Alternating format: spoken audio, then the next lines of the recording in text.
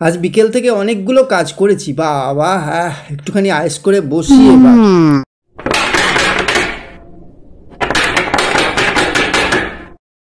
এখন আবার এই সন্ধ্যাবেলা কে এলো? কল্যাণদা না তো? যাই দেখি গা, খুলি দরজাটা। হ্যাঁ আসছি আসছি, খুলছি, 1 মিনিট। আরে বলরাম দা যে, আরে আসুন আসুন আসুন, কি সৌভাগ্য, কতদিন পর আমাদের বাড়িতে এলেন। হ্যাঁ হ্যাঁ হ্যাঁ হ্যাঁ, তা যা বলেছে গণেশ, অনেক দিন আসা হয় না আমার এদিকে। তা সব কেমন আছো? খবর টবর সব ভালো তো? আরে হ্যাঁ হ্যাঁ, আমরা সবাই ভালো আছি, আপনি ভালো আছেন তো? তা বলুন বলরাম দা, কি খবর, কেমন আছেন না আছেন সব বলুন। হ্যাঁ হ্যাঁ, তা বাবা বুঝলে গণেশ, আজ হলো গিয়ে 27শে বৈশাখ। আগামী 7ই জ্যৈষ্ঠী আমার একমাত্র ভাইপোর বিয়ের ঠিক হয়েছে। তা সেই হিসাবেই আমি একটু এসেছিলাম। ও, আপনার একমাত্র ভাইপো সেই সুব্রতর বিয়ে না? বা বা বা, এ তো দারুণ খবর, খুব ভালো খবর, খুব খুশি হলাম শুনে, যাক খুব ভালো হলো। হ্যাঁ হ্যাঁ বাবা, এই সুব্রতর বিয়েটা নিয়ে আমরাও খুব চিন্তায় ছিলাম, যাক বিয়েটা হয়ে যাচ্ছে, ভালোই হলো।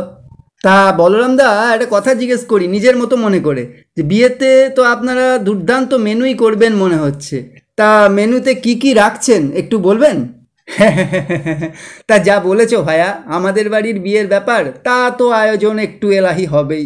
তা ধরো থাকছে বাটার ফিশ ফ্রাই, কাটলেট, নান, mutton chana masala, chicken biryani, mutton biryani, গলদা চিংড়ির মালাইকারি, বাসন্তী পোলাও, তারপরে ধরো ফ্রাইড রাইস, গন্ধরাজ চিকেন, মাটন, কাশ্মীরি কোপ্তা, কাবাব, এর সঙ্গে থাকছে রসগোল্লা, গুলাব জামুন, রসকদম্ব, সরপুরিয়া, চন্দননগরের জল ভরা তালশাঁস, আইসক্রিম, এইসব আর কি, আরও কত কি। ও, এ তো বিশাল আয়োজন, এখন থেকেই আমার শুনেই জিভে জল চলে এলো। আমার আর তর সইছে না, মনে হচ্ছে কবে বিয়ে বাড়িটা আসবে। তা বলরাম দা, একটুখানি বসুন, আমি আপনার জন্য একটুখানি মিষ্টির ব্যবস্থা করি, কতদিন বাদে এলেন, একটু মিষ্টি মুখ করে তবে যেতে পারবেন। আরে আরে, ব্যস্ত হচ্ছ কেন গণেশ, মিষ্টির দরকার ছিল না গো। তা বাবা গণেশ, তোমাদের এখানকার মিষ্টির কোয়ালিটিটা খুব সুন্দর, মিষ্টি দুটো আমার খুব ভালো লাগলো বুঝলে।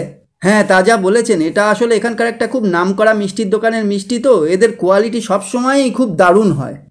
আচ্ছা বাবা গণেশ, তাহলে এবার যে জন্য এসেছিলাম সেই কথাটা বলা যাক। এই নাও কার্ডটা ধরো, এটা আমার ভাইপোর বিয়ের কার্ড। আচ্ছা ঠিক আছে বলরাম দা, কী যে খুশি হলাম তা আপনাকে বোঝাতে পারবো না।